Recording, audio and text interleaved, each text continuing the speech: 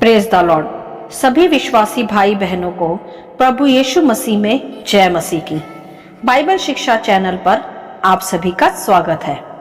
आज मैं आपके लिए बाइबल की पुस्तक से विश्वास और कर्म का वचन लेकर आई हूं, जो आपको याकूब अध्याय 2 का 14 से 26 वचन में मिलेगा। तो चलिए भाई और बहनों, हम वीडियो स्टार्ट करते हैं। बाइबल दर्शाती है कि पौलुस इस अध्याय में कलीसियाओं को विश्वास और कर्म के विषय में सिखाते हैं। वे कहते हैं कि हे मेरे भाइयों, यदि कोई मनुष्य कहे कि मुझे विश्वास है पर कर्म ना करता हो, तो इस बात से कोई भी लाभ नहीं। क्या इस प्रकार का विश्वास कभी भी उसे उद्धार की ओर लेकर जा सकता है? नहीं, उद्धार के लिए यह विश्वास नहीं होता। आगे वह समझाते हैं उदाहरण के रूप में कि यदि कोई भाई या बहन नंगे उघाड़े हों और हर रोज उन्हें भोजन की घटी हो, अर्थात वह गरीब जीवन व्यतीत कर रहे हों, उनके पास भोजन भी ना हो, और उस परिस्थिति में हम में से कोई उनके पास जाए और यह कहे कि कुशल से जाओ, तुम गर्म रहो और तृप्त रहो, इस प्रकार की आशीष मुख से उनके लिए बोले, परंतु जो वस्तुएं उनकी देह के लिए आवश्यक हो वह उन्हें ना दे, तो क्या लाभ? जी हाँ भाई और बहनों, यह सत्य है कि जिस मनुष्य को भौतिक वस्तुओं की आवश्यकता हो, उन्हें हम भौतिक वस्तुएं ना दें तथा केवल आशीष ही दें, तो इसका क्या लाभ? हाँ, यह सही है कि हमें अपने मुख से आशीष के शब्द विश्वास की परिपूर्णता से बोलने हैं, परंतु उसके साथ साथ कर्म भी शामिल करना है। उनकी भौतिक वस्तुओं जैसे कपड़े, भोजन व उससे उनकी मदद भी करनी है। जैसे पौलुस ने आगे कहा भी कि वैसे ही विश्वास भी यदि कर्म सहित ना हो तो वह अपने स्वभाव में मरा हुआ है। जी हाँ मेरे प्रियो, विश्वास के साथ कर्म अनिवार्य है, नहीं तो विश्वास भी अपने आप में मरा हुआ है। इसी प्रकार आगे भी वह समझाते हैं कि वरन कोई भी यह कह सकता है कि तुझे विश्वास है और मैं कर्म करता हूँ, तू अपना विश्वास मुझे कर्म बिना तो दिखा, और मैं अपना विश्वास अपने कर्मों के द्वारा तुझे दिखाऊंगा।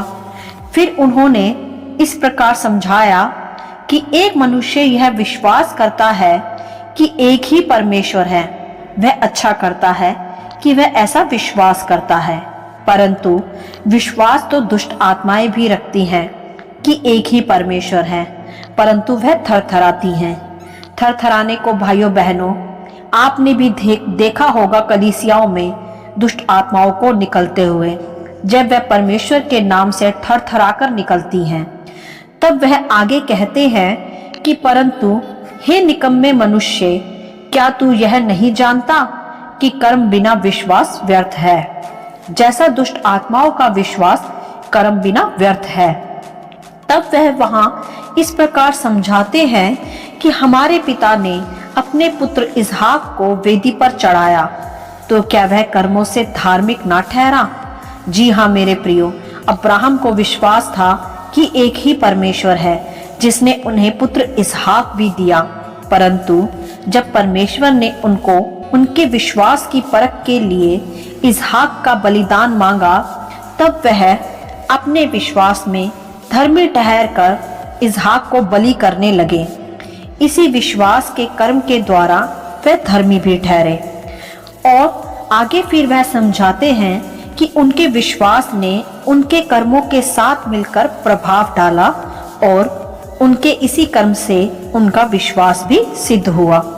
और फिर पवित्र शास्त्र का यह वचन पूरा हुआ कि अब्राहम ने परमेश्वर का विश्वास किया और यह उनके लिए फिर धर्म गिना गया, अर्थात विश्वास में कर्म करके वह धर्मी सिद्ध भी हुए। इसी प्रकार मेरे प्रियो, उन्होंने आगे राहाब वेश्या के विश्वास के विषय भी कुछ सिखाया कि जब उसने दूतों को अपने घर उतारा और फिर उन्हें दूसरे मार्ग से विदा किया। जी हाँ भाई और बहनों, राहाब वेश्या के विषय बाइबल बताती है कि वह कनान देश में रहती थी तथा वह एक वेश्या थी। जब इजराइलियों को पता चला कि उन्हें परमेश्वर एक ऐसे देश में भेज रहा है जहां के लोग उनसे अधिक बलवान हैं, अर्थात कनान देश में। तब यहोशू और कालेब ने कुछ भेदियों को कहा कि वह वहां उस जगह का भेद लेने को जाएं, तथा वहां उस देश के लोगों से उन भेदियों की जान को कुछ खतरा था, क्योंकि वहां के लोग जान चुके थे कि इजरायली उनकी भूमि पर रहने आ रहे थे। तब वहां रहने वाली राहाब वेश्या जो थी, वह परमेश्वर में विश्वास रखने वाली एक स्त्री थी। ये सच है कि उसका कार्य वेश्या का था, परंतु वह परमेश्वर में विश्वास भी रखती थी।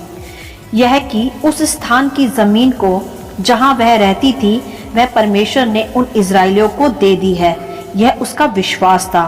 वह ऐसा सोचती थी कि वह परमेश्वर जो आकाश और पृथ्वी का करता है, वह ऐसा विश्वास करती थी कि वह यह भूमि उनको देगा, तथा उसने विश्वास ही के साथ उन भेदियों की मदद भी की, उन्हें छिपाकर और दूसरे मार्ग से निकालने की मदद की, क्योंकि वहां के लोग उन्हें मारने पर थे।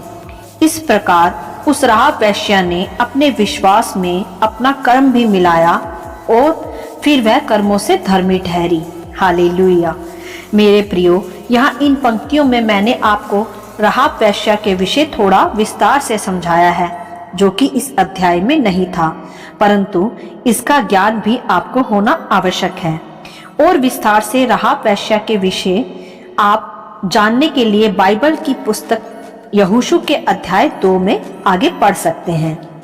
तब आगे हम देखते हैं कि अंत में पौलुस ने वहां समझाया कि जैसे देह आत्मा बिना मरी हुई है, वैसे ही विश्वास भी कर्म बिना मरा हुआ है। हालेलुया।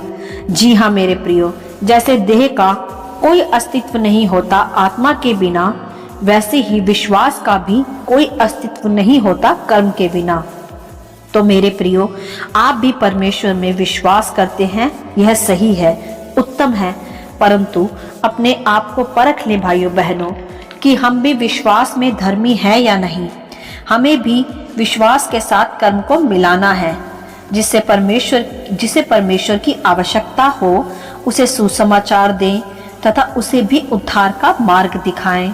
और यदि किसी मनुष्य को किसी भौतिक वस्तु की आवश्यकता है, तो यदि हम में से कोई योग्य हो उसकी मदद करने को, तो वह उनकी मदद भी करे तथा परमेश्वर में विश्वास रखकर उसके वचनों पर आज्ञाकारिता से चलकर कर्म करे तथा धार्मिकता में सिद्ध होता जाए।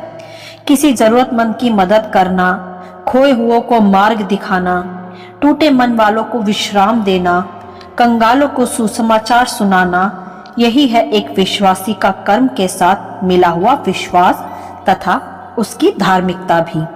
हमें भी अपने विश्वास को खोखला नहीं रखना, हमें अपने विश्वास को सिद्ध बनाना है कर्मों के साथ। जब हम अपने संपूर्ण मन से परमेश्वर में विश्वास रखते हैं तथा फिर उसी विश्वास में स्थिर बने रहकर परमेश्वर की आज्ञा अनुसार कर्म भी करते हैं, तब हम परमेश्वर की दृष्टि में सिद्ध धर्मी कहलाते हैं तथा फिर एक जयवंत जीवन भी जीते हैं, आशीषों से भरा हुआ, तथा फिर अंत में परमेश्वर के अनुग्रह से उद्धार के मार्ग में एक विजय प्रवेश भी कर पाते हैं।